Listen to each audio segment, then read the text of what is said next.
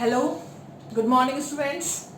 हाँ जी, आज अपन अपना न्यू टॉपिक स्टार्ट करेंगे, that is different biological agents which causes the disease. उसमें सबसे पहले हम ले रहे हैं बैक्टीरिया। कल अपन ने जनरल इंट्रो करा था कि डिजीज क्या है, हेल्थ का है, कहाँ से इसका ओरिजिन हुआ है, बहुत सारे एजेंट्स अपन ने पढ़े थे। तो आज हम फोकस करेंगे बायोलॉजिकल एजेंट्स में, और उस बायोलॉजिकल एजेंट के अंदर सबसे पहले हम ले रहे हैं दैट इज बैक्टीरियल डिजीजेस। ठीक है ना। अब बैक्टीरियल डिजीजेस को स्टडी करने के लिए अपन ने इनको सेगमेंट्स में बांट दिया है कि कौन सा पैथोजन है, कौन सा टॉक्सिन प्रोड्यूस कर रहा है जिससे डिजीज हो रही है, क्या मोड ऑफ स्प्रेड है उसका, किस तरह से वो प्रोड्यूस कर रहा है, एयर है, सॉइल है, वाटर है, ठीक है ना, कौन सा ऑर्गन उससे इन्फेक्ट होगा, अगर पर्टिकुलर ऑर्गन इन्फेक्ट हो रहा है तो वो कुछ सिम्टम्स प्रोड्यूस करेगा, वो कौन कौन से सिम्टम्स हैं जो पर्टिकुलर डिजीज के साथ में एसोसिएटेड है, फिर पर्टिकुलर कौन सा डायग्नोस्टिक टेस्ट है उसके लिए, जैसे कोविड-19 जो है वो अभी चल रहा है and that diagnostic test is PCR, okay, and the vaccine, कौन सी वैक्सीन बन गई है मार्केट में, कौन सी वैक्सीन उसकी यूज हो रही है, ठीक है ना। तो इन सब को हम लगातार कंटिन्यूएशन के अंदर, तो टेबल और चार्ट बनाने से आपको बहुत आसानी से आप उसको कंपैरेटिव पॉइंट ऑफ व्यू से भी क्या कर सकते हैं, लर्न कर सकते हैं। ओके, तो फर्स्ट अपन डिजीज ले रहे हैं दैट इज निमोनिया। ओके, तो फर्स्ट निमोनिया। अब इस निमोनिया का जो कॉजल ऑर्गेनिज्म है, जो पैथोजन है, वो कौन सा है, that is Streptococcus. Streptococcus pneumonia.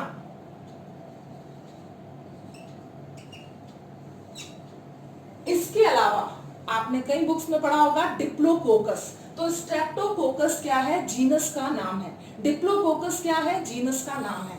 एक और है इसका जो भी सेम निमोनिया ही कॉज करता है, another bacteria is Haemophilus influenza. बेटा प्लीज इन्फ्लुएंजा से इसको आप फ्लू नहीं समझेंगे, this is bacterial disease, okay, yes. तो ये है आपके पैथोजेंस का नाम।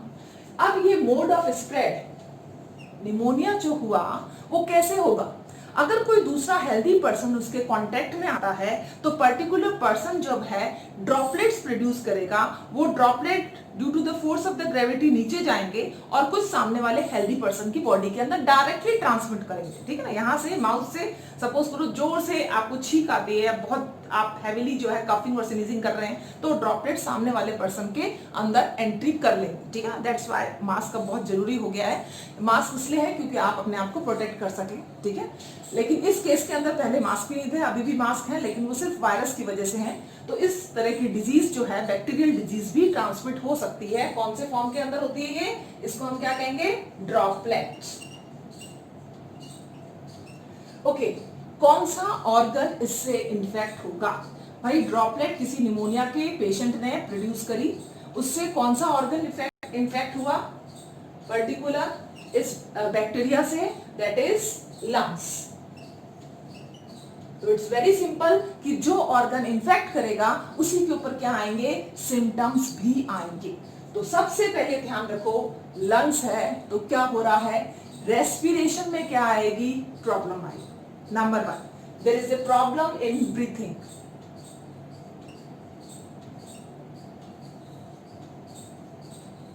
सांस लेने में क्या आ रही है, प्रॉब्लम आ रही है। क्यों आ रही है प्रॉब्लम, बिकॉज एल्वुलाई जो है, ये एल्वुलाई है, ठीक है। इस एल्वुलाई की ये वाली जो रेस्पिरेटरी मेम्ब्रेन, आपने क्लास जो क्या कहते हैं 11th के अंदर भी पढ़ा होगा, जो एक्सचेंज का काम करती है, वो कौन सी है, रेस्पिरेटरी मेम्ब्रेन, जो बहुत ही थिन है, ठीक है ना, सिर्फ एक सिंगल लेयर से बनी हुई होती है, स्क्वैमस एपिथेलियम होता है इसका। अब ये एपिथेलियम जो है ये क्या हो गई है, इन्फ्लेम्ड हो गई है, इन्फ्लामेशन आ गया है इसके अंदर। इन्फ्लामेशन मतलब ये रेड हो गई है, स्वेलिंग आ गई है इसके अंदर, ठीक है ना, टेम्परेचर थोड़ा सा इसका इंक्रीज हो गया। ये सारे जितने भी फैक्टर्स हैं जो पेन प्रोड्यूस हो रहा है इसके अंदर, इस वाले को हम क्या कहते हैं, इन्फ्लामेशन।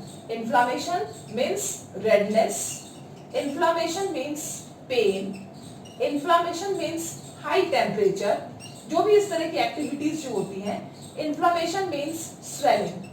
ये सारी एक्टिविटी किसके अंदर हो रही है, इस रेस्पिरेटरी मेम्ब्रेन के अंदर। अब जब ये रेस्पिरेटरी मेम्ब्रेन के अंदर इस तरह की एक्टिविटी होगी तो भाई रेस्पिरेशन जो इसका वर्क था उस रेस्पिरेशन का वर्क क्या हो गया, कम हो गया। जब उस रेस्पिरेशन का वर्क कम हो गया है तो इसका सरफेस एरिया जो है वो कम कैसे हो जाएगा, इसके अंदर क्या भर जाएगा, फ्लूइड भर जाएगा। इसके अंदर क्या भर गया, फ्लूइड भर गया, ठीक है ना। तो अब पर्सन का ये वाला एरिया तो कैसा हो गया, नॉन रेस्पिरेटरी जोन के अंदर आ गया, रेस्पिरेशन ही नहीं कर रहा, सांस लेने में तकलीफ हो रही है बिकॉज ये पार्ट जो सबसे पहले रेस्पिरेशन करता था वो क्या कर रहा है, वर्कआउट ही नहीं कर रहा बिकॉज एल्वियोलाई यहाँ पर किससे भर चुकी है, फ्लूइड से, ड्यू टू द इन्फ्लामेशन, ठीक है ना। अगर इस तरह की प्रॉब्लम होगी तो हम क्या लिखेंगे, प्रॉब्लम इन ब्रीथिंग। इसके साथ साथ में क्या हुआ, पर्सन का जो है फीवर आने लग गया, उसका टेम्परेचर जो है वो क्या हो जाएगा, हाई हो जाएगा बॉडी में, सांस लेने में भी तकलीफ हो रही है और उसको साथ साथ में क्या आ रहा है, फीवर भी आ रहा है। फीवर सबसे पहला सिम्टम है अगर कोई भी पैथोजन आपकी बॉडी के अंदर जाता है। हाँ जी, तो भाई अब आप इसके लिए डॉक्टर के पास जाएंगे, डॉक्टर आपको क्या करेगा कि क्या ये टेस्ट करके लेके आओ। वो कौन सा टेस्ट करेगा, दैट इज सिंपल एक्सरे। क्या है निमोनिया का test, that is simple X-ray. आपको क्या करवाना पड़ेगा, एक्सरे करवाना पड़ेगा और एक्सरे के अंदर आप इजीली डायग्नोस कर सकते हो कि पर्टिकुलर लंग्स के अंदर कहां कहां पर क्या हो रखा है, इन्फ्लेमेशन हो रखा है। तो वाला एरिया जो है अपने आप क्या हो जाएगा, ब्लड हो जाएगा, वो एरिया क्या हो जाएगा, टोटली ब्लड हो जाएगा, ठीक है ना। तो आप पता लगा लोगे कि यस लंग्स के इस पार्ट के अंदर क्या है, इन्फ्लेमेशन। रही बात वैक्सीन की, तो सॉरी बेटा, निमोनिया की वैक्सीन जो है वो प्रेजेंट नहीं है, ठीक है ना। सिंपल एंटीबायोटिक से ही हम क्या करते हैं, काम चलाते हैं ताकि बैक्टीरिया जो है खत्म हो जाए। तो सिंपल इसके अंदर क्या है, antibiotic. There is no vaccine for the streptococcus pneumonia.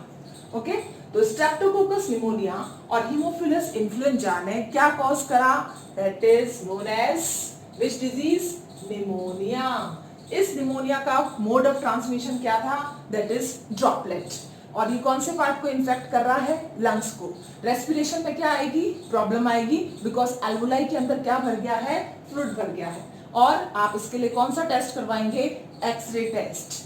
कोई भी जो है वैक्सीन अवेलेबल नहीं है, इसके लिए आपको सिंपल एंटीबायोटिक्स पे क्या करना पड़ेगा, बिलीव करना पड़ेगा और वही लेनी पड़ेगी, ठीक है ना। यस, अब अपन लेते हैं, फर्स्ट डिजीज होती है complete pneumonia, then second is that is tuberculosis, TB. Second अपन लेंगे टीबी। बेटा next disease is the tuberculosis. तो सेकंड डिजीज अपन लेंगे ट्यूबरक्लोसिस, जिसको हम क्या कहते हैं, टीबी, ठीक है ना। कॉमनली शॉर्ट फॉर्म के अंदर हम इसको कहते हैं TB.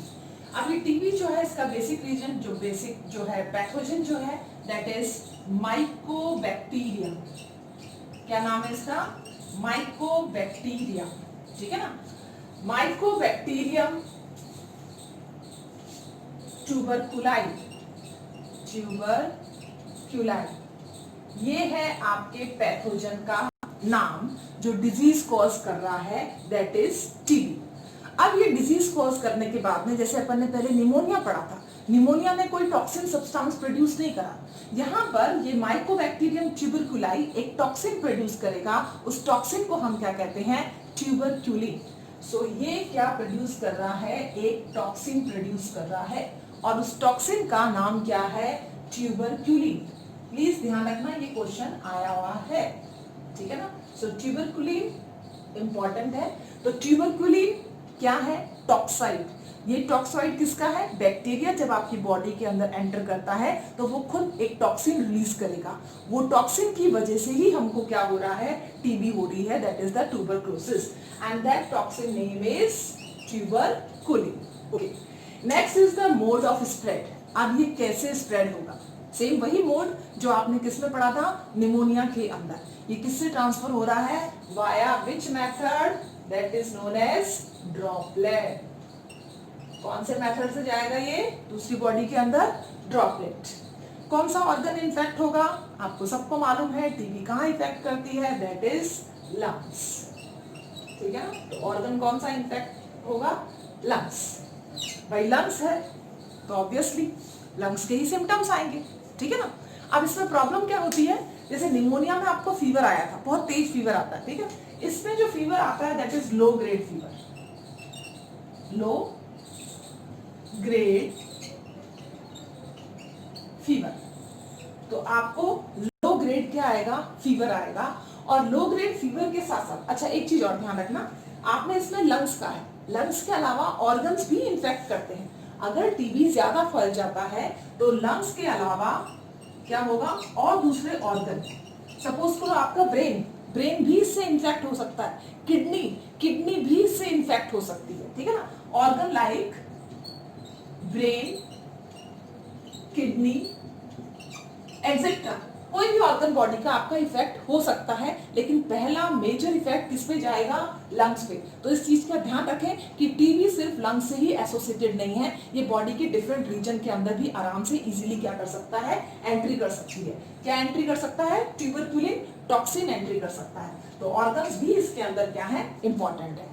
Yes, low grade fever के साथ साथ में क्या होगा, यहाँ पर आपको जो है भूख लगना कम होगी, ठीक है ना, इस तरह का रेस्टलेसनेस, फीवर, हेडेक वगैरह जो कॉमन सिम्टम्स जो होते हैं वो सारे के सारे इसके अंदर आएंगे। तो आप इसके अंदर लिख सकते हैं, जैसे दूसरा आप लिख लो इसमें लॉस ऑफ एपिटाइट, भूख लगना बंद हो जाती है इसमें, loss of appetite.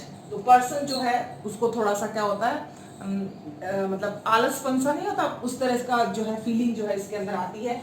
Loss of appetite हो गया, ठीक है, और साथ में लॉस ऑफ बॉडी वेट, धीरे धीरे उसका बॉडी वेट भी क्या हो जाएगा, वेट रिड्यूस हो जाएगा। आप देखोगे कि जो उसका स्पुटम है, स्पुटम मतलब जो उसका थूक जो है, जो वो बाहर निकाल रहा है, प्रोड्यूस कर रहा है, अंदर सलाइवा जाता है, that is different thing. Sputum जो वो निकाल रहा है बाहर, थूक फेंक रहा है, उस स्पुटम कंटेन्स ब्लड, ठीक है, स्पुटम कंटेन्स ब्लड।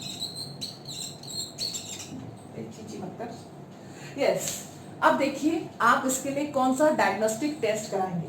तो जब भी कोई भी टेस्ट, जैसे आपका निमोनिया था तो निमोनिया के लिए आपने एक्सरे करवाया था, इसके लिए आप क्या कराएंगे, मॉन्टॉक्स टेस्ट जो है वो बाहर अवेलेबल है, उसको अपन क्या कहते हैं, मॉन्टॉक्स। मॉन्टॉक्स टेस्ट किसके लिए है, that is for the TB. Mantoux test कराएंगे, उसके थ्रू आपको पता चल जाता है पर्सन को टीबी है या नहीं है। वैक्सीन, आपको मालूम होगा इम्यूनाइजेशन प्रोग्राम में सबसे पहला टीका, यानी कि आप जस्ट अभी पैदा हुए हो और विद इन एन आवर आपको जो टीका लगाया जाता है वो किसका टीका लगाया जाता है, BCG, और वो बेसिकली किसके लिए है, ट्यूबरक्लोसिस के लिए। So that particular vaccine is BCG। इसका फुल फॉर्म क्या है, बैसिलस कैलमिटी गुरी। बैसिलस, बैसिलस से आप समझ गए होंगे, ब्रॉड शेप बैक्टीरिया है ये। कैलमिटी, कैलमिटी कोई और नहीं है, साइंटिस्ट का नेम है जिसने इसको डिस्कवर करा था, और इसका दोस्त, कैलमिटी का दोस्त क्या, उसके साथ में कोवर्कर जिसने मिलकर, दोनों ने मिलकर जो है डिस्कवरी करी थी, गुरीन। तो bacillus calamity गुरीन is the vaccine which is available for the TB. तो हर बच्चे को दी जाती है, इसलिए यही कारण है कि टीबी जो है नेचर के अंदर आपको अब कम दिखती है, नहीं दिखती है, ठीक है ना। अब आप देखिए ये टीबी कितना सीवियर हो सकती है। सपोज करो अगर मॉन्टेक्स टेस्ट में बाद में अगर अपन उसका जो क्या कहते हैं एक्सरे वगैरह कुछ लेते हैं तो आप इन्फ्लेमेशन देखिए कितना पहुंच जाता है। सपोज ये ब्रोंकस है और ये आपके लंग्स है, ठीक है ना। अब इस लंग्स का एक पर्टिकुलर लोब, पूरा का पूरा लोब क्या हो चुका है, इन्फेक्ट। इतना ज्यादा इन्फेक्शन हो जाता है इसमें कि हमें क्या करना पड़ता है, इसकी सर्जरी करके इसको रिमूव करना पड़ता है। प्लीज रिमेंबर, हम इसकी सर्जरी करके इसको क्या करते हैं, रिमूव करते हैं, और उसको अपन क्या कहते हैं, लॉबेक्टॉमी। एक लोब को आपने निकाल दिया तो लॉबेक्टॉमी। प्लीज रिमेंबर, टॉमी वर्ड जहां पर भी यूज हो रहा है इट मीन्स वो वहां पर क्या कर रहा है, सर्जरी करके उस ऑर्गन को रिमूव हो रहा है। टॉमी का मतलब ही होता है सर्जरी के थ्रू ऑर्गन को रिमूव करना। तो ये लॉबेक्टॉमी है, तो लॉबेक्टॉमी के थ्रू ये लोब को ही क्या कर दिया जाता है, कट कर दिया जाता है, रिमूव कर दिया जाता है, बिकॉज लंग से ये इन्फेक्शन ब्रेन में, किडनी में, बॉडी के दूसरे ऑर्गन में, इवन आइस में भी पहुंच जाता है, ठीक है। तो इसलिए इसका इलाज जो है वो क्या है, पर्टिकुलर ऑर्गन को ही रिमूव कर देना, दैट इज लंग का जो पार्ट सीवियरली डैमेज है उसी को आप वहां से क्या कर दीजिए, सर्जरी करके रिमूव कर दीजिए, दैट इज लोबेक्टोमी। ओके, तो ट्यूबरक्लोसिस किसकी वजह से हो रहा है, ट्यूबरकुलिन टॉक्सिन की वजह से हो रहा है। मोड ऑफ स्प्रेड क्या है, ड्रॉपलेट, और जो ऑर्गन इन्फेक्ट होगा वो क्या होगा, लंग्स। और सिम्टम्स के अंदर सबसे पहले फीवर से स्टार्टिंग होती है, आपको भूख लगना बंद होती है, आपकी बॉडी का वेट कम होता है, आपके स्पूटम में ब्लड आना एक सबसे बेस्ट जो कह सकते हैं हाईएस्ट जो ग्रेड का सिम्टम है, जिससे आप तुरंत एनालिसिस कर सकते हो कि यस पर्टिकुलर पर्सन को टीबी है। लेकिन टेस्ट करवाना पड़ेगा, मॉलटॉक्स टेस्ट और इसकी वैक्सीन। आपको मालूम होना चाहिए इसका एक ट्रीटमेंट भी है क्योर के लिए, that is known as DOT. DOT आपने सुना होगा, डॉट। ये डॉट क्या है, ये ट्रीटमेंट है, डायरेक्ट ऑब्जर्वेबल ट्रीटमेंट। भाई इसके लिए इस तरह का कैसा ट्रीटमेंट जो है वो आया है, कुछ बता सकते हैं कि डॉट स्पेशल क्या है इसमें, क्योंकि हर एक के अंदर क्या हो रहा है, डॉक्टर्स ही आपको ऑब्जर्व कर रहा है, ठीक है ना, हर एक के अंदर डॉक्टर्स आपके पास में होते हैं, वो आपको ऑब्जर्व करते हैं, ट्रीटमेंट करते हैं। इसके लिए ये वर्ड क्यों यूज करा है, direct observable treatment. The reason behind that is, ये जो डिजीज है इसका टाइम पीरियड देखिए आप, 3 महीने, 4 महीने, 6 महीने, हो सकता है साल भर भी लग जाए, 1.5 साल भी लग जाए। तो टीबी का जो इलाज है डॉट के थ्रू हो रहा है। डॉट मीन्स आप डॉक्टर्स के कंसर्न में रहेंगे, डॉक्टर्स आपका ट्रीटमेंट कर रहा है और वो ट्रीटमेंट एक लंबे पीरियड तक चलता है, इसलिए इसको क्या कहा जाता है, dot, direct observable treatment. Okay, तो WHO के थ्रू दिया गया है ये वर्ड डॉट। तो डॉट के थ्रू जो है इसका क्या है, क्योर है और ट्रीटमेंट है। अब अपन लेते हैं अपनी next disease, third disease after completing of the tuberculosis. Okay, yes, अपन लेते हैं third disease, it is known as leprosy. Third है लेप्रोसी। लेप्रोसी किसकी वजह से होती है, माइकोबैक्टीरियम लेप्री। Mycobacterium leprae.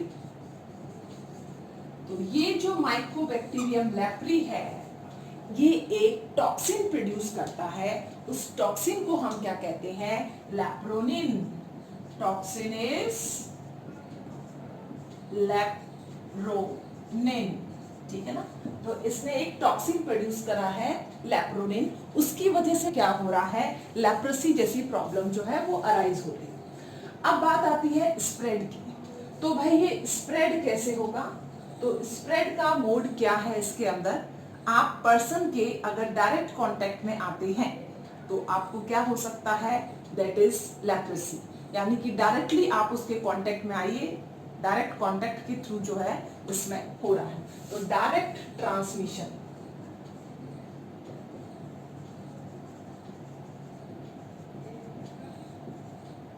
हाँ जी, कौन सा पार्ट इसमें इन्फेक्ट करता है, बेसिकली कोई भी ऑर्गन, स्पेशली डिजिट्स जो होते हैं आपके हाथ और पैरों की डिजिट्स, ठीक है ना, तो लिम्ब डिजिट्स जो हैं इसके अंदर सबसे ज्यादा क्या करते हैं, इन्फेक्ट होते हैं, ठीक है ना।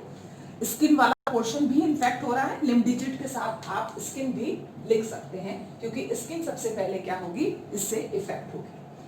अब ये क्या करता है, सबसे पहले माइकोबैक्टीरियम लेप्री जब आपकी बॉडी के अंदर एंट्री लेता है तो एंट्री लेते ही सबसे पहले वहां पर क्या करता है, ये स्किन के ऊपर क्या आ जाएंगे, पैचेस आ जाएंगे। Skin have light colour patches, अलग से जगह जगह पर छोटे छोटे लाइट कलर के पैचेस बनना शुरू हो जाते हैं। Skin have light colour patches. अब ये जो लाइट कलर पैचेस है, ठीक है ना, वहां पर सबसे पहले सेंसेशन खत्म, that is removal of sensation. कोई आपको सेंसिटिवनेस नहीं लगेगी, ठंडा गरम वगैरह कुछ नहीं, ठीक है ना, रिमूवल ऑफ सेंसेशन। अब जैसे ये सेंसेशन रिमूव होता है वहां पर क्या हो रहा है, पर्सन को क्या आएगा, फीवर भी होगा, ठीक है ना। अब धीरे धीरे पेन भी हो रहा है, ठीक है ना। अब स्किन यहाँ से गायब होना शुरू हो जाती है, इरप्ट होना शुरू हो जाती है। स्किन टिश्यू का टिश्यू क्या हो रहा है, गायब हो रहा है, ठीक है ना, अपने साथ में पूरा टिश्यू लेके गायब हो रहेंगे, ठीक है ना। तो इसका अंदर स्किन इरप्शन क्या हो गया, शुरू हो गया। ये जो स्किन इरप्शन हुआ, ये स्किन इरप्शन होते होते वहां पर ये डिफॉर्मिटी जो है परमानेंट हो गई। ऐसा नहीं है कि अगर ये इतना पोर्शन चले गया तो ये वापस आ जाएगा, ये वापस नहीं आएगा। This deformities become permanent, okay. Deformity become permanent, okay. तो आप देखिए स्किन जो डार्क थी उस पे लाइट पैचेस आना शुरू हुए, वहां पर सेंसेशन खत्म हुआ, फीवर आना शुरू हुआ, वहां पर पेन जो है उसके आसपास वाले एरिया में आपको रहने लगा। धीरे धीरे ये पेन क्या करता है, पूरा का पूरा ऑर्गन खाना शुरू कर देगा और पर्टिकुलर जो है डिफॉर्मिटी डिजिट्स के अंदर आना शुरू हो जाएगी। इसी को अपन क्या कहते हैं, कुष्ठ रोग भी कहते हैं, ठीक है ना। अब इसका भाई डायग्नोस्टिक टेस्ट क्या है? एज सच कोई डायग्नोस्टिक टेस्ट जो है इसका जो अवेलेबल है वो किसके नाम पर है, इसके टॉक्सिन के नाम पर, lepromin. So lepromin is the name of toxin as well as test. तो इसके टेस्ट को हम क्या कहते हैं, लेप्रोनिन, ओके। अब वैक्सीन, इसका वैक्सीन तो नहीं है बट इसका ट्रीटमेंट होता है, और वो ट्रीटमेंट किससे होता है, that is known as diamino. Diamino, DT की जैसा नहीं है, डाई फिनाइल और sulphone diamino diphenyl sulphone जो है इसका ट्रीटमेंट है, ये दिया जाता है। और इसके बाद में पर्टिकुलर आदमी धीरे धीरे क्या होगा, ठीक होगा। लेकिन क्योंकि ये डायरेक्ट ट्रांसमिशन है, इसलिए पहले जब पुराने टाइम पर इन लोगों को क्या कर दिया जाता था, सोसाइटी से बाहर कर दिया जाता था। अगर आपका कोई यंग और लव वन भी कोई होगा तो उसको भी अपनी फैमिली को बचाने के चक्कर में इस तरह के पर्सन्स को सोसाइटी के बाहर जो है क्या कर दिया जाता था, छोड़ दिया जाता था, क्योंकि ये इन्फेक्शन जो है वो डायरेक्ट ट्रांसमिशन के थ्रू हो रहा है। लेकिन अब ऐसा नहीं है, अगर आप उसको आइसोलेशन में रखेंगे और आइसोलेशन में रखने के बाद पर्टिकुलर ट्रीटमेंट देंगे तो उन पर्सन के क्या कहते हैं, ठीक होने की संभावना बहुत ज्यादा बन जाती है और पर्सन ठीक भी हो जाता है। अच्छा, एक और चीज जो इसमें सबसे इंपॉर्टेंट है कि भाई कोच पोस्टुलेट जो आपने पढ़ा था उसका एक्सेप्शन कौन है, माइकोबैक्टीरियम लेप्री। तो Mycobacterium leprae is the exception of Koch postulate. आपको मालूम होगा कोच ने कहा था कि ये बैक्टीरिया जो है ये ग्रो नहीं कर पाता आर्टिफिशियल कल्चर मीडियम के अंदर, अगार अगार के अंदर ये क्या करेगा, ग्रो नहीं करेगा। ये सिर्फ और सिर्फ लिविंग होस्ट के अंदर जो है ग्रो करता है। तो हम यहाँ पर लिविंग होस्ट क्या लेते हैं, ऑब्वियसली इतना सब कुछ ट्रीटमेंट हुआ, इसके लिए आपको क्या चाहिए था, आपको एक पर्टिकुलर क्या कहते हैं एनिमल चाहिए होगा जिसमें से आप टॉक्सिन को निकालेंगे, फिर उसके लिए टेस्ट करेंगे, उसका ट्रीटमेंट होगा। तो इसके लिए तो कौन है, ह्यूमन बीइंग को ही आप यूज में करें एज ए रिजर्वायर के फॉर्म में कि इसके अंदर लेप्री क्या कहते हैं, लेप्री वाले जो है क्या कहते हैं बैक्टीरिया है, और आप उसको एज ए ट्रीटमेंट के साथ साथ में आप उसको एज ए साइंटिफिक टूल की तरह यूज नहीं कर सकते। इसका जो है प्रॉब्लम को दूर करने के लिए आपको मालूम होगा आर्मिडिलो, आपने ये जानते हो प्लासेंटल मैमल्स आर्मिडिलो, ठीक है ना। इसकी आइज के अंदर, आइज में कल्चर करा जाता है किसका, माइकोबैक्टीरियम लेप्री का। आर्मिडिलो के आइज में कल्चर किया जाता है माइकोबैक्टीरियम लेप्री का, जिसके थ्रू हम ट्रीटमेंट करके इस तरह से इसका जो है एंटीबायोटिक जो है ड्रग को बनाते हैं, ठीक है ना। क्यों, क्योंकि ये कोच पोस्टुलेट का क्या है, एक्सेप्शन है, ठीक है ना। ये आपको मालूम है, इट्स वेरी इंपॉर्टेंट, और इसलिए कॉम्पिटिटिव एग्जाम में इसमें से क्वेश्चन आता है आर्मिडिलो का क्या काम है इसमें। तो आप ध्यान रखें कि ये रिजर्वायर की तरह काम करेगा, एक साइंटिफिक टूल की तरह काम करेगा आर्मिडिलो, किसके लिए, माइकोबैक्टीरियम लेप्री के लिए, because that is exception of Koch postulate. Clear, yes. अब अपन लेते हैं नेक्स्ट डिजीज अपनी, that is diphtheria. Yes, our next disease is diphtheria. तो अपनी कौन सी डिजीज है ये? Fourth, diphtheria. Okay, yes. अब ये जो डिजीज है डिप्थीरिया, ये किससे होती है? कॉरिनीबैक्टीरियम डिप्थीरी, ठीक है ना। The causal organism is corynebacterium diphtheriae. Clear? इस बैक्टीरिया की वजह से आपको क्या हुआ?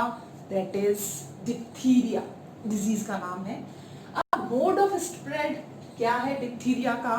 दैट इज द ड्रॉपलेट, ठीक है ना। ये किससे हो रहा है? ड्रॉपलेट से हो रहा है, ठीक है। कौन सा ऑर्गन इन्फेक्ट होगा? ऑब्वियसली ड्रॉपलेट है तो कोई ना कोई रेस्पिरेटरी एरिया ही जो है आपका क्या होता है इससे इन्फेक्ट, रेस्पिरेटरी एरिया। अब ये क्या करता है? सबसे पहले रेस्पिरेटरी एरिया, पहला जो है फीचर जो सिम्टम का है दैट इज फीवर। पहले तो आपको आया बुखार, ठीक है, आ गया भाई, बुखार आया। बुखार के बाद में आपको सर्दी लगेगी, ठीक है ना। चिल्स, जैसे मलेरिया में होता है ना, वैसे चिल जो है वैसा इसके अंदर होगा, चिल्स, ठीक है ना। अब चिल्स के बाद में जब आपको सर्दी लग रही है फिर आपको सिर दर्द होगा, that is known as the headache. अब क्या होगा? आपको सांस लेने में तकलीफ होगी, ठीक है ना। There is a problem in respiration, problem in respiration. तो भाई प्रॉब्लम हो रही है रेस्पिरेशन में, तो जब आप आ करके मुंह फाड़ के डॉक्टर को दिखाओगे, डॉक्टर का खोलो अपनी बक्कल कैविटी, आप अपना जब जबड़ा यानी कि जॉब खोलेंगे तो यहाँ पर आपको क्या नजर आएगा? एक ग्रे मेम्ब्रेन, यानी कि ग्रेइशनेस इन द थ्रोट, ठीक है, ग्रेइशनेस इन थ्रोट। आपका टॉन्सिल्स वाला जो पोर्शन है, ये वाला अंदर वाला, ये टॉन्सिल्स वाला पोर्शन क्या होने लग गया है? ग्रेइशनेस आ गई है, उसके अंदर ग्रे हो गया है। अगर वो ग्रे होता है थ्रोट वाला एरिया, स्पेशली पहले टॉन्सिल्स वाला एरिया जो है वो क्या होगा? ग्रे होगा। धीरे धीरे अगर आप थोड़ा सा और ज्यादा दर्द हो रहा है, सांस लेने में तकलीफ हो रही है, आप उसको अवॉइड करने की कोशिश करेंगे, वो थ्रोट के नीचे वाले एरिया के अंदर चल जाएगा, ठीक है ना। वो फेरिंग्स के नीचे चल जाएगा, वो नीचे लैरिंग्स में चले जाएगा, वो ट्रैकिया में चल जाएगा, यानी कि एक throat infection deep deep deep deep होता जा रहा है। तो डिप्थीरिया जो है इस तरह से क्या कर रहा है? बॉडी के रेस्पिरेटरी एरिया से नीचे पहुंचने की कोशिश करता है और आपको क्या आएगी? There is a difficulty in respiration. Okay, अब आप देखिए आप क्या कराओगे भाई? आपको हो गया डिप्थीरिया, इसका भी कोई टेस्ट होगा, जैसे उसमें मॉन्टॉक्स टेस्ट आपने पढ़ा था, किसमें पढ़ा था? ट्यूबरक्लोसिस के अंदर। इसके अंदर भी क्या है? टेस्ट है, जैसे मॉन्टॉक्स टेस्ट है सेम वैसा ही टेस्ट इसके अंदर होता है, दैट इज नोन एज शिक, शिक टेस्ट, ठीक है ना। तो शिक टेस्ट जो है वो करा जाता है किसका? डिप्थीरिया का, ठीक है ना। कैसे करते हैं वो थोड़ा सा मैं बताऊंगी क्योंकि आना नहीं चाहिए आपको। वैक्सीन, हाँ जी, diphtheria pertussis tetanus DPT booster dose लगी थी आपको सबको, ठीक है ना। 3 टीके लगे थे, पहला, दूसरा और तीसरा बूस्टर डोज। तो बूस्टर डोज वाला ये टीका कौन सा है? DPT, diphtheria pertussis and tetanus. क्या फुल फॉर्म है इसका? ट्रिपल वैक्सीन कहते हैं इसको, पहली बात तो। This is TT is the triple vaccine, okay. और अगर हम इसका फुल फॉर्म देखते हैं तो डिप्थीरिया पर्ट्यूसिस, पर्ट्यूसिस कहते हैं बेटा काली खांसी को, एंड टेटनस, टेटनस से आप सब वाकिफ होंगे, सबको टेटनस का टीका लगता होगा, ठीक है ना। अब आ जाते हैं हम थोड़ा सा शिक टेस्ट के पास में। शिक टेस्ट के अंदर क्या होता है? डॉक्टर टेस्ट करता है। डॉक्टर क्या करता है? सबसे पहले डॉक्टर तो नहीं करता, उसके असिस्टेंट्स टेस्ट करते हैं। तो वो क्या करेगा? पहले एंटीजेंस लेगा। एंटीजन मतलब समझते हो? ये वाला जो डिप्थीरिया के कॉरिनीबैक्टीरियम डिप्थीरी है, इन बैक्टीरिया को लेगा वीक करके, कैसे भी करके, ठीक है ना। इस एंटीजन को लिया, एंटीजन को लेने के बाद में आपकी बॉडी के इस पोर्शन के अंदर वो क्या कर देगा, इनोकुलेट। सपोज करो ये आपका हैंड है, ठीक है ना, इसमें उसने क्या कर दिया, यहाँ पर इंजेक्ट कर दिया। क्या इंजेक्ट कर दिया, एंटीजेंस। किसके एंटीजेंस इंजेक्ट करे हैं, इस कॉर्निबैक्टीरियम डिप्थीरी के। जब ये एंटीजन इसके अंदर डालेंगे तो वो दूसरे दिन आपको बुलाएगा, ठीक है ना।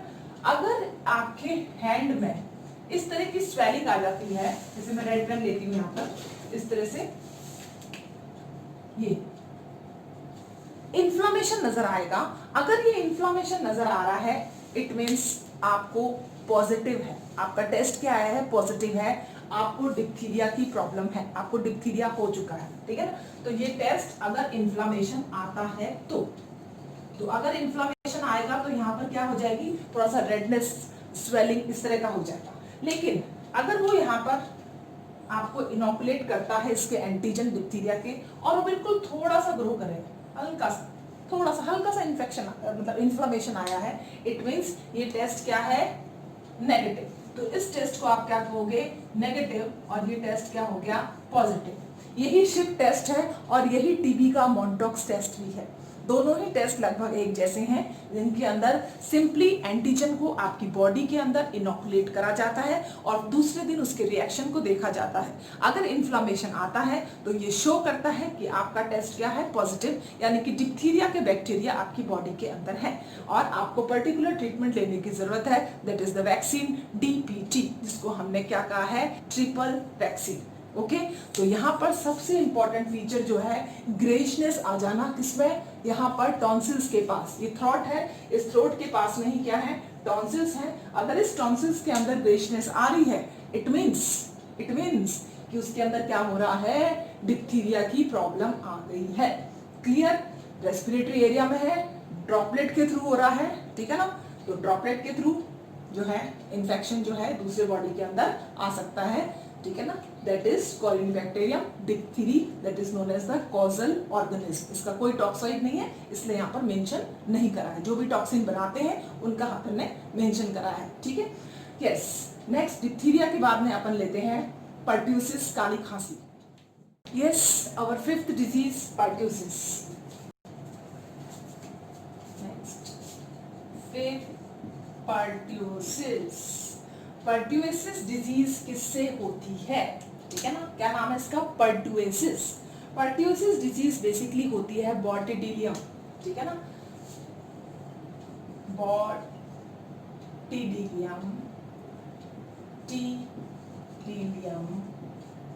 पर्ट्यूसिस। तो बॉटिडिलियम पर्ट्यूसिस जो है, इसका क्या है, कॉजल ऑर्गेनिज्म, जिसकी वजह से क्या होती है, पर्ट्यूसिस, यानी कि इसका दूसरा नाम क्या है, commonly known as whooping cough. Whooping cough मतलब काली खांसी, ठीक है ना, काली माता नहीं है, ये काली खांसी है, that is known as a pertussis. Okay, bordetella pertussis से काली खांसी हुई। मोड ऑफ स्प्रेड क्या होगा इसमें, ड्रॉपलेट। खांसी है ऑब्वियसली ड्रॉपलेट ही होंगे, ठीक है ना। तो ड्रॉपलेट जो है इसका मोड ऑफ क्या हो गया, स्प्रेड। ड्रॉपलेट डायरेक्ट आप उसके कांटेक्ट में आते हो, उसकी चीजों को हाथ लगाते हो, या आप उसके क्या कहते हैं पर्सनल जो है कोई भी सब्सटेंस वगैरह उनको लेते हो, आप यूज करते हो, एक ही बर्तन में खाना खा रहे हो साथ साथ में, तो ट्रांसमिशन के चांसेस ज्यादा बढ़ जाते हैं, ठीक है। इसको आप डायरेक्ट ट्रांसमिशन भी कह दो आप चाहे, ट्रांसमिशन। ओके, आप उसके कांटेक्ट में आओगे, रेस्पिरेशन के थ्रू ही जो है आपको पहुंचाए। ऑर्गन इन्फेक्ट, ऑब्वियसली खांसी हो रही है, कौन सा ऑर्गन इन्फेक्ट करेगा, रेस्पिरेटरी एरिया। अब आप देखिए सबसे ज्यादा डिजीज कौन से सिस्टम की है, रेस्पिरेटरी सिस्टम, रेस्पिरेटरी एरिया। हाँ जी, क्या क्या सिम्टम्स आएंगे, सिम्टम्स वही सेम है, फीवर, जो भी आपको खांसी में आता है, ठीक है ना, फीवर होगा आपको, फीवर के साथ में स्नीजिंग होगी, छींके आती जाएगी आपको, ठीक है ना, स्नीजिंग होगी, फीवर जो है वो हो रहा है आपको, और आपको कफ का प्रोडक्शन होगा, ठीक है ना, कफ प्रोडक्शन जो कॉमन है, जो हम पढ़ते हैं हर एक के उसमें, ठीक है ना। तो कफ का जो प्रोडक्शन हो रहा है ये इतना ज्यादा होगा कि अगर आप खांसी करते हैं तो एक साउंड आएगा, ठीक है ना। वो साउंड जो है वो कैसा होगा, वूप के जैसा होगा। इसका नाम ही क्या है, वूपिंग। तो आप खांसते खांसते करके बहुत अलग सा साउंड आता है, तो that is the whoop sound. अगर इस तरह का साउंड आ रहा है तो आप उसको क्या कहेंगे, काली खांसी, ठीक है ना। तो यहां पर कह सकते हो आप वायलेंट सॉरी बेटा, बाउट टाइप आवाज जो निकालते हैं इस तरह की खांसी की, टाइप का साउंड एंड्स विद वूप। तो वूप का साउंड जो है इसके अंदर आएगा, किसके अंदर, दैट इज इन काली खांसी। आप इतना जोर से खांसेंगे कि पीछे से इस तरह वू वू वू करके साउंड आएगा, ठीक है ना। Yes, diagnostic test as such कोई अवेलेबल नहीं है इसका, कि जो सिर्फ स्पेशली वूपिंग कफ के लिए हो, इस तरह का कोई डायग्नोस्टिक टेस्ट नहीं है। Yes, vaccine is the same, DPT, diphtheria pertussis. तो पर्ट्यूसिस की भी वैक्सीन क्या है, दैट इज डीपीटी। इसको आपने क्या कहा था, ट्रिपल वैक्सीन। तो इसके अंदर भी सेम फीवर हो रहा है, स्नीजिंग हो रही है, कफ का प्रोडक्शन हो रहा है। डिप्थीरिया में ग्रेशनेस आई थी, इसमें ग्रेशनेस नहीं आ रही है, इसमें वूप का क्या आ रहा है, साउंड आ रहा है, ठीक है ना। तो छोटे छोटे डिफरेंसेस को आप याद रखें। बॉटिडिलियम पर्ट्यूसिस की वजह से जो है क्या हो रहा है, काली खांसी, पर्ट्यूसिस, वूपिंग कफ, ठीक है ना। तो नेक्स्ट अपन लेंगे डीपी, डिप्थीरिया हो गया, पर्ट्यूसिस हो गया, टेटनस, ठीक है ना। Tetanus deadly disease, lockjaw disease, okay. So next disease is tetanus disease, that is tetanus, okay, tetanus, sorry बेटा, टेटनस जो है that is also known as lockjaw syndrome. इसको हम क्या कहते हैं, लॉकजॉ सिंड्रोम। तो मुंह में ताला लग जाना, that is known as tetanus हो जाना। ये टेटनस जो है बहुत ही डेडली डिजीज है, इसमें डेथ भी होने के चांसेस बहुत ज्यादा रहते हैं, ठीक है ना। तो ये जो है ये किसकी वजह से हो रही है, क्लोस्ट्रीडियम टिटानी की वजह से, ठीक है ना। कॉजल ऑर्गेनिज्म क्या है इसका, clostridium tetani, okay, this is the causal organism. और ये जो है क्लोस्ट्रीडियम टिटानी, ये क्या करेगा, एक टॉक्सिन प्रोड्यूस कर रहा है, जहरीला सब्सटेंस, जहर, ठीक है ना। एक तो सांप जहर देता है और ये भी क्या कर रहे हैं, जहर का प्रोडक्शन। और वो जहर क्या है, टिटैनोस्पैरिन, टिटैनो, टाइटैनिक भी इसी से बनी होगी बेटा, यस, टिटैनो स्पैज्मिन। याद रखना मैंने क्या वर्ड यूज करा है, टिटैनोस्पैज्मिन। स्पैज्म मतलब होता है अकड़ जाना, आपका जो फेस के जो मसल्स जो हैं वो कॉन्ट्रैक्ट होती हैं और बिल्कुल अकड़ जाती हैं, ठीक है ना। इस वजह से लॉक क्या, डॉ जो है वो क्या हो जाता है, लॉक। तो ये जो टिटैनोस्पैज्मिन है, ठीक है ना, इसी का टॉक्साइड जो है यही क्या होता है, ट्रीटमेंट के अंदर भी काम में आएगा। कैसे काम में लेंगे वो उसको अपन लेंगे, अभी करते हैं। यस, स्प्रेड कैसे होता है, टेटनस स्प्रेड कैसे होता है। आपको चोट लग जाती है, आप नीचे जमीन पे गिर गए, ठीक है ना, आपके पेरेंट्स आपको कहेंगे टेटनस का इंजेक्शन लगवा के लेके आओ, बहुत जनरल सी चीज है। स्कूल में आप कहीं गिर गए, डॉक्टर स्कूल के अंदर जो नर्सिंग स्टाफ वो तुरंत आपको टेटनस का इंजेक्शन लगाएगा। भाई ऐसा क्या है मिट्टी में, इस मिट्टी में ही तो हम पैदा हुए हैं और मिट्टी में गिरते ही आपको टेटनस के इंजेक्शन लगना शुरू हो जाते हैं। तो ये हुआ सॉइल से स्प्रेड, ठीक है ना। और सॉइल उड़ करके अगर कहीं किसी कट या जम कट वाले पोर्शन में आ जाती है और वहां पर इन्फेक्शन कर सकती है, तो आप इसको एयर के थ्रू भी कह सकते हैं, एयरबॉर्न, ठीक है ना। बेसिकली ये सॉइल से रिलेशन बेटा इसका ये है कि सॉइल जो है ये हॉर्स का जो एक्सक्रीटा होता है, हॉर्स के एक्सक्रीटा के अंदर क्या प्रेजेंट होता है, ये टेटनस वाला बैक्टीरिया। किसमें, हॉर्स के क्या कहते हैं, एक्सक्रीटा में क्या प्रेजेंट होता है, इस वाले बैक्टीरिया का क्या कहते हैं, स्पोर्स जो है वो इसके अंदर क्या होते हैं, प्रेजेंट होते हैं। अब होता ये है कि हॉर्स तो रहे नहीं, अब बहुत कम हो गए हॉर्स, लेकिन इन स्पोर्ट्स की कैपेसिटी बहुत ज्यादा है। ये 40 साल तक 30 साल तक क्या रह सकते हैं, जिंदा, ठीक है ना।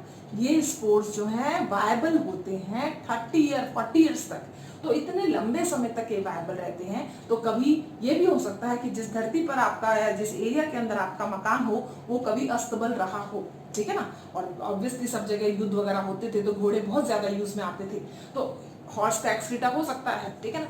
हालांकि खत्म हो गया, लेकिन मन में ये इफेक्ट हमेशा रहता है कि ये टेटनस की वजह से कहीं ऐसा हो ना चाहे कि हमेशा मिट्टी में गिरो आपको जो है इन्फेक्शन हो, दैट इज नॉट पॉसिबल, ठीक है ना। हो सकता है उस एरिया के अंदर ना हो, लेकिन मोस्टली देखा गया है कि सॉइल के थ्रू ही जो है ये क्या करता है, हमारी बॉडी के अंदर एंटर करता है, ठीक है ना। अब ये टेटनस जो है सबसे पहले कहाँ जाके इफेक्ट करेगा, अपन ने लिखा है लॉक जॉ। लॉक जॉ मतलब आपका जो फेस की जो मसल्स हैं, ठीक है ना, वहां पर जाके ये क्या कर रहा है, इन्फेक्ट कर रहा है। तो अपन इसको कहेंगे ये मसल्स पे जाके क्या करता है, एक्ट करता है, ठीक है ना। जो ऑर्गन इन्फेक्ट होती है वो क्या होती है, मसल्स, स्पेशली कौन सी वाली, फेस वाली और जॉ वाली मसल्स जो है उन पे जाके ये क्या करेगा, स्पेशली इन्फेक्ट करेगा, ठीक है। सिम्टम्स क्या होंगे, सबसे पहले सिम्टम्स में क्या आएगा भाई, सबसे पहले बुखार तो लिख लो, बिना बुखार के तो कुछ काम हो नहीं सकता। अब ये कह रहा है कि मसल्स और वो भी फेस की, ठीक है ना। तो फीवर आएगा, फीवर के साथ साथ में आपकी मसल्स क्या हो जाएंगी, स्पैज्म, मस्कुलर स्पैज्म हो जाएगा, मस्कुलर स्पैज्म। मस्कुलर स्पैज्म मतलब मसल्स जो है वो अकड़ गई, ठीक है ना। क्यों अकड़ गई, देखो आप इसके अंदर ये टिटेनोस्पैस्मिन जो इसका टॉक्साइड सब्सटेंस है, सपोज करो ये एक्सॉन है, ठीक है ना। एक्सॉन का एंड बल्ब है, न्यूरॉन आप नर्वस सिस्टम के अंदर न्यूरॉन जानते हो, ये उसका एंड बल्ब है। यहाँ पर ये मसल्स है, ठीक है, ये इसका मसल्स और ये आ गया न्यूरो मस्कुलर जंक्शन, ठीक है। न्यूरो मस्कुलर जंक्शन के अंदर ये भाई साहब ने क्या सिक्रीट करा है, टिटेनोस्पैस्मिन। टिटेनोस्पैस्मिन जो है यहाँ पर आके क्या करेगा, अपना वर्क करेगा और इसको क्या करेगा, न्यूरो मस्कुलर जंक्शन को ब्लॉक कर देगा। तो ये जो मसल्स जो रहेगी कॉन्ट्रैक्ट स्टेज में, ये कॉन्ट्रैक्ट में ही रह जाएगी, स्टिफनेस आ जाएगी। आपने देखना कई बार कहा था बहुत एक स्टिफनेस एटम से आती है, ये मसल से हो गई, इस मसल में कोई प्रॉब्लम आ गई, ठीक है ना, तो वो ऐंठ जाती है ना, अकड़ जाती है, दैट अकड़न is known as the spasm. तो आपका जॉ जो है वो अकड़ जाएगा, मसल्स जो है वो अकड़ जाएंगी, लॉक आपका जो है जॉ लॉक हो जाएगा स्पैज्म, फिर आप उसको हिला नहीं सकते, फिर आप ना तो नो स्वेलोइंग, गिट भी नहीं सकते आप, ठीक है ना, स्वेलोइंग, और पानी भी नहीं पी सकते आप, ठीक है ना, नो ड्रिंकिंग, प्रॉब्लम आएगी आपको उसके अंदर। आप सोचो कि आप डाल दो ना, ये पूरा का पूरा क्या हो गया, बंद हो गया, क्लोज हो गया, that is known as the lockjaw. तो सबसे पहले इसका इफेक्ट जो जाएगा मसल्स के ऊपर जाएगा और उसकी वजह से फीवर आएगा, मस्कुलर स्पैज्म होगा, नो स्वेलिंग, नो ड्रिंकिंग, और अल्टीमेटली पर्सन क्या होता जाएगा, वीक होता जाएगा, ठीक है ना। तो इसलिए सबसे बेटर ट्रीटमेंट ये रहता है कि आप पहले से ही उसको क्या दे दें, इंजेक्शन दे दें। तो डायग्नोस्टिक टेस्ट के अंदर हम क्या करते हैं, ये इसका पता चल जाएगा अपन को सिम्टम्स देख के, हम इसको वैक्सीन देते हैं, एंटी टेटनस जो है serum, ATS, anti tetanus serum, या फिर आप इसका जो टॉक्साइड मटेरियल है वो आप उसको दे सकते हो, ठीक है ना। तो यहाँ पर हम सीरम दे रहे हैं, सीरम बेटा, ठीक है, एंटी टेटनस सीरम। ये एंटी टेटनस सीरम इनोकुलेट कर दिया जाता है बॉडी के अंदर, और उसके बाद में धीरे धीरे इस सीरम के अंदर क्या प्रेजेंट है, इस टॉक्साइड के अगेंस्ट में एंटीबॉडी बनना शुरू हो चुकी है, वो एंटीबॉडीज उसका कल्चर होगा और धीरे धीरे वो क्या हो जाएंगी, खत्म। तो इसका एक लंबे टाइम पीरियड तक कोई ऐसा इफेक्ट नहीं होता, 1 साल में एक बार टेटनस का टीका लग ही जाता है, ठीक है ना, वो लगाना कंपल्सरी होता है।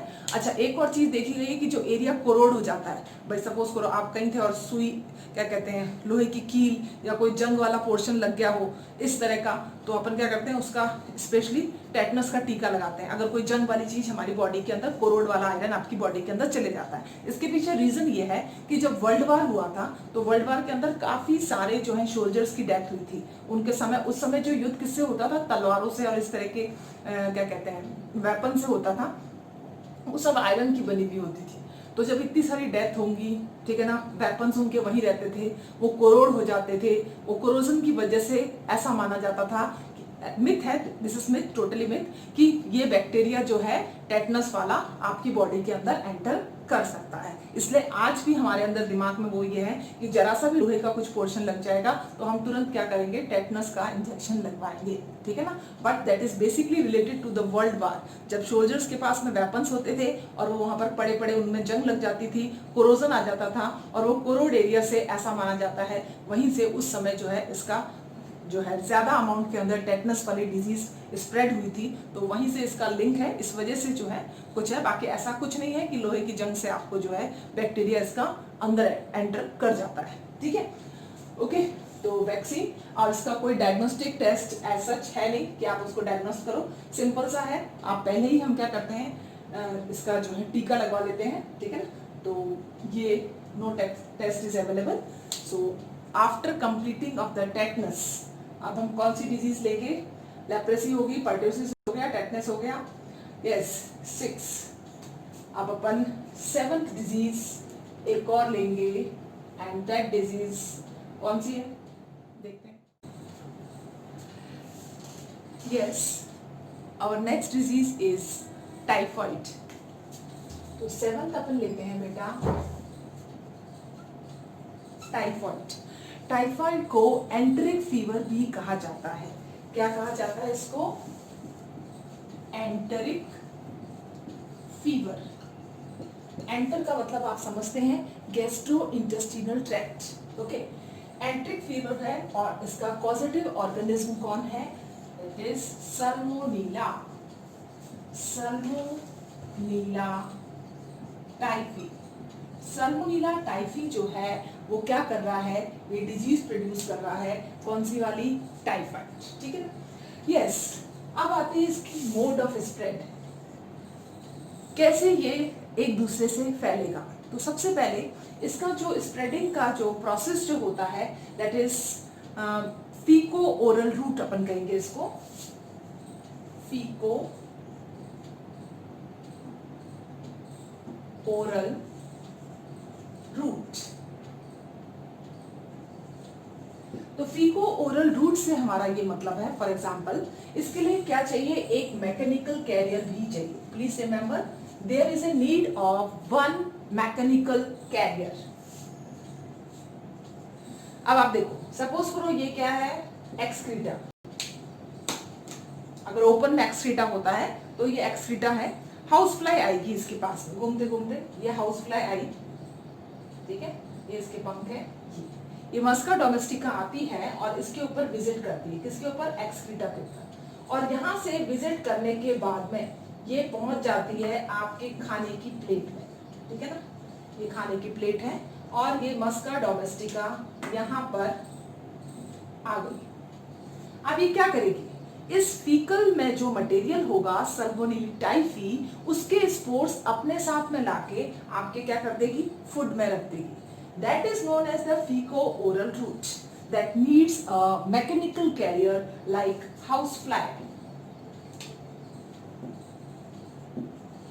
हाँ जी, कौन सा ऑर्गन इन्फेक्ट होता है इससे, ऑर्गन इन्फेक्टेड ऑब्वियसली फूड से गया है, कहाँ आएगा, जब आप फीवर को भी एंट्रिक फीवर कह रहे हैं, इट मीन्स इंटेस्टाइन। क्या आ जाएगा, इंटेस्टाइन। तो कौन कौन से सिम्टम्स जो हैं जो क्या करेंगे, आएंगे किसके बाद में, टाइफाइड। सबसे पहला जो सिम्टम्स आएगा दैट इज फीवर। फीवर के बाद आपका स्टोमक में पेन होगा, पेट में दर्द, ठीक है ना, that is known as stomach pain, ठीक है ना। स्टोमक पेन होगा, हो सकता है कॉन्स्टिपेशन वाली प्रॉब्लम भी आ जाए, ठीक है ना। कॉन्स्टिपेशन के साथ साथ हो सकता है आपको हेडेक भी हो जाए, ठीक है भाई, हेडेक भी हो गया, ठीक है ना। ये जो प्रॉब्लम्स आ रही है कॉन्स्टिपेशन, हेडेक, अल्टीमेटली क्या करेगी ये, अगर आप ट्रीटमेंट लेते हो तो वेल एंड गुड, और अगर नहीं लेते हो तो ये भाई साहब साल्मोनेला टाइफी आपके इंटेस्टाइन के अंदर बहुत अच्छी तरह से क्या करेंगे, कल्चर, और क्या कर देंगे, इंटेस्टिनल परफोरेशन, इंटेस्टिनल परफोरेशन, आपकी क्या कहते हैं इंटेस्टाइन को क्या कर दिया इसने, छलनी कर दिया, ठीक है ना, छेद छेद छेद इस तरह का स्ट्रक्चर इंटेस्टाइन के अंदर आ जाएगा। ओके, अब आप देखिए, अब आप इसका कौन सा डायग्नोस्टिक टेस्ट कराएंगे, किसके लिए, टाइफाइड के लिए। मोस्ट इंपॉर्टेंट क्वेश्चन बहुत बार नीट के अंदर आया है, that is the Widal test. Typhoid के लिए आप क्या कराएंगे, कौन सा टेस्ट कराएंगे, दैट इज विडाल टेस्ट। क्या कोई वैक्सीन अवेलेबल है इसकी, ठीक है ना, विडाल टेस्ट आप करा रहे हो, क्या टाइफाइड के लिए कोई वैक्सीन है, तो प्लीज रिमेंबर टाइफाइड की एज सच कोई वैक्सीन नहीं बनी हुई है, आपको ट्रीटमेंट लेना पड़ता है, मेडिसिन का ट्रीटमेंट होता है, और वो पर्टिकुलर ट्रीटमेंट के बाद में आप वेल एंड ओके हो जाते हो, ठीक है ना। तो इसमें वैक्सीन एज सच नहीं। एक स्पेशल केस है इसके अंदर, टाइफाइड के अंदर, उसको अपन कहते हैं मैरी मलून। तो मैरी मलून क्या कर रही थी, हमने यहाँ पर कहा कि फीको ओरल रूट है, Mary Mallon is an human carrier, ठीक है, ह्यूमन के थ्रू भी ये क्या हो रहा है, आगे फैल रहा है। अब इस लेडी ने किस तरह से कैरियर का काम करा, किसके अंदर, टाइफाइड के अंदर। एक्चुअली बेसिकली ये एक आयरिश लेडी थी, और ये आयरिश लेडी शिफ्ट होके यूएस में आई थी, और ये एक अच्छी कुक थी, खाना बनाती थी, ठीक है ना, खाना बनाती थी, डिफरेंट डिफरेंट जो है हाउसेस में जाती थी, खाना बना के आती थी। और आप देखिए कि इसके ड्रॉपलेट से, ठीक है ना, फीको ओरल रूट है, तो इसके ड्रॉपलेट से इसने कम से कम कितने लोगों को बीमार करा अपनी लाइफ के अंदर, 47 लोगों को टाइफाइड हुआ, जिसकी वजह से कुछ की डेथ भी हो गई, ठीक है। और इसको पता भी नहीं था कि ये खुद क्या कर रही है, एक ह्यूमन कैरियर की तरह काम कर रही है। इसकी बॉडी तो रेजिस्टेंट हो गई उससे, ठीक है ना, उसके अंदर वो सर्वाइव कर रहा है आराम से इजीली, क्योंकि वो वीक स्टेज के अंदर है, वो उसको कभी बढ़ ही नहीं पाया क्योंकि उसका इम्यून सिस्टम अच्छा होगा, ठीक है। लेकिन उससे कम से कम उसने 47 लोगों को जो है क्या कर दिया, बीमार कर दिया। जब पता चला इसके बारे में तो इसको पुलिस ने जो पकड़ा और इसको पनिशमेंट दिया, और पनिशमेंट के बाद ने कहा कि आप काम नहीं करोगी, इसने कहा यस, इसने मना कर दिया, लेकिन उसके बावजूद भी इसने काम करना बंद नहीं करा, ठीक है ना। फिर ये अपना नाम बदलकर दूसरी जगह पर रहने लगी, और वहां पर इस तरह के केसेस करे इसने फर्दर, और ज्यादा लोगों को इसने टाइफाइड के उसमें जो है चंगुल में फंसाया।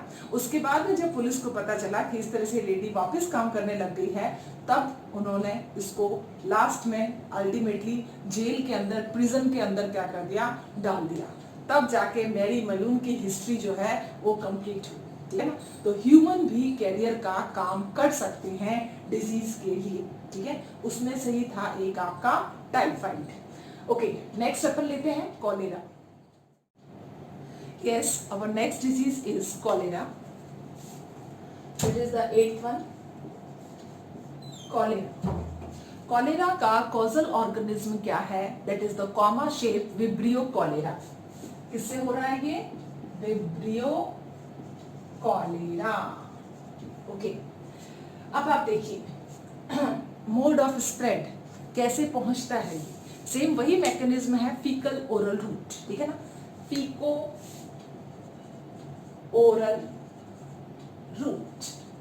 वही आपको क्या चाहिए, मैकेनिकल कैरियर की जरूरत पड़ती है किसके अंदर, इस डिजीज के अंदर एक मैकेनिकल कैरियर, हाउस फ्लाई जैसा, जो ट्रांसफर करता है किसको, विब्रियो कॉलेरा वाले बैक्टीरिया को। तो फीकल ओरल रूट जो है ये क्या करेगा, कॉलेरा प्रोड्यूस करता है। यस, ऑर्गन इन्फेक्टेड, उसमें क्या था, इंटेस्टाइन, यहाँ पर भी आपका गैस्ट्रो इंटेस्टिनल ट्रैक्ट, जिसको आप क्या कहते हैं, गट, गट क्या करेगा, आपका ऑर्गन जो है वो इन्फेक्ट होगा। सिम्टम्स जो बेसिकली जो है इसका सबसे जो बेस्ट, मतलब जो इजीली आप डायग्नोस कर सकते हो, that is rise watery stool. जो स्टूल होगा वो कैसा होगा, बिल्कुल वाटरी होगा, तो बॉडी के अंदर क्या हो जाएगा, डायरिया हो जाएगा।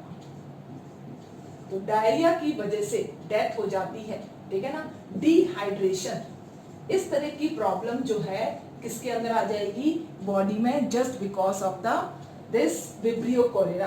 तो विब्रियो कॉलेरा के अंदर आपका जो पाचन जो शक्ति है, जो गैस्ट्रो इंटेस्टिनल ट्रैक्ट का डाइजेशन पावर है, वो बहुत ही क्या हो जाता है, वीक हो जाता है, ठीक है ना।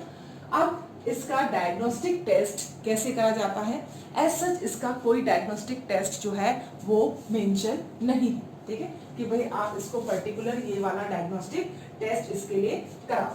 तो एज सच कोई इसका कोई टेस्ट मेंशन नहीं है और ना ही इसकी कोई वैक्सीन है। Please remember, there is no diagnostic test and no vaccine for the cholera, only general hygiene, जिसको अपन कहते हैं क्या कहते हैं, हाइजीन जो है कम्युनिटी और personal, community hygiene is necessary, ठीक है। आपको सिर्फ साफ सफाई का ध्यान रखना है। अब कॉलेरा हैजा जिसे अपन कहते हैं हिंदी के अंदर, अब नेचर में इसका अकरेंस बहुत कम है, क्योंकि अब हम लोग सैनिटेशन का और सब चीज़ों का क्या कहते हैं, पूरी साफ सफाई का बहुत अच्छी तरह से क्या करते हैं, ध्यान रखते हैं। सबके अंदर क्या है, अवेयरनेस है। इसका बेस्ट एग्जांपल अगर आप देखना चाहते हैं तो कोविड-19 का टाइम देख सकते हैं कि जिसमें जितना सैनिटेशन का यूज हुआ है, आज तक हिस्ट्री में कभी इतना सैनिटेशन जो है वो यूज में नहीं आया, ठीक है। अब हम एक लास्ट डिजीज और लेंगे, that is the last bacterial disease, plague.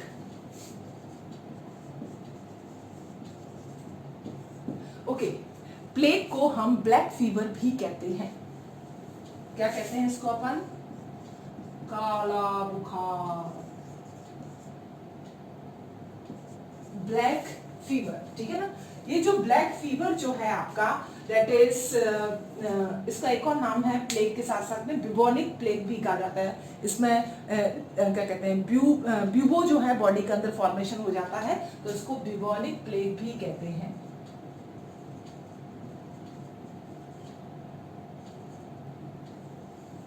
ठीक है ना। तो ब्लैक फीवर स्पेशली ये किससे होता है, बॉर्टिडिला पर्ट्यूसिस से, ठीक है ना। तो इसका आप ध्यान रखें, ठीक है ना।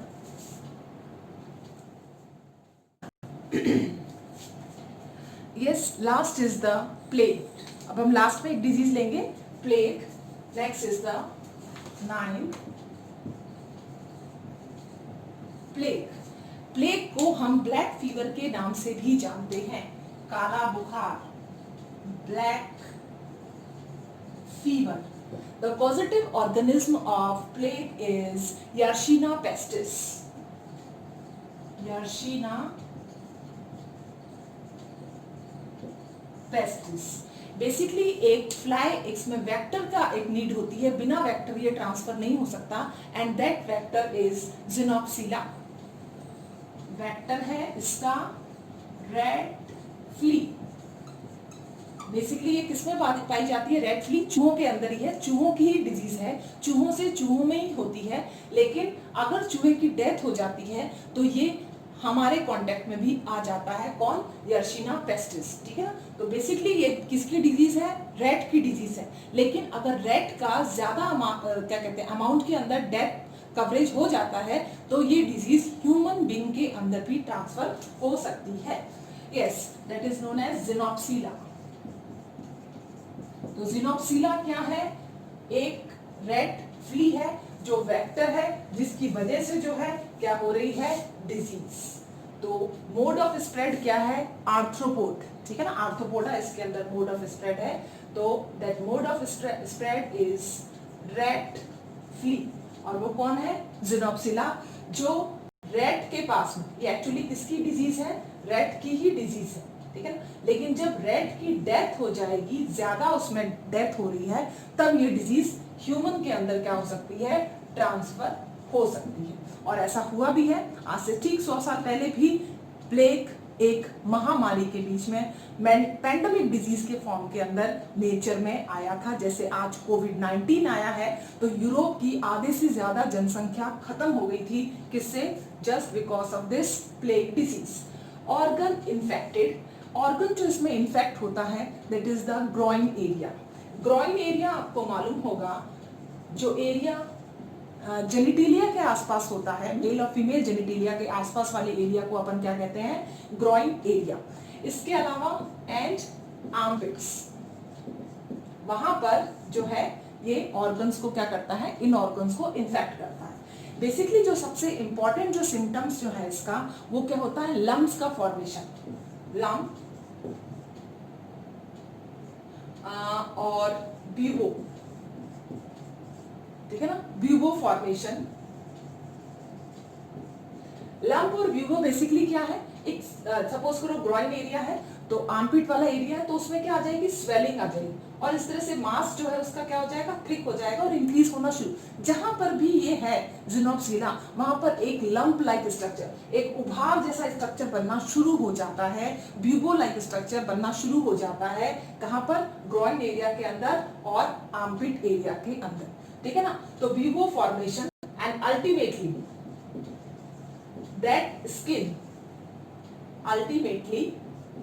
that skin changes into black color. Skin color change into black.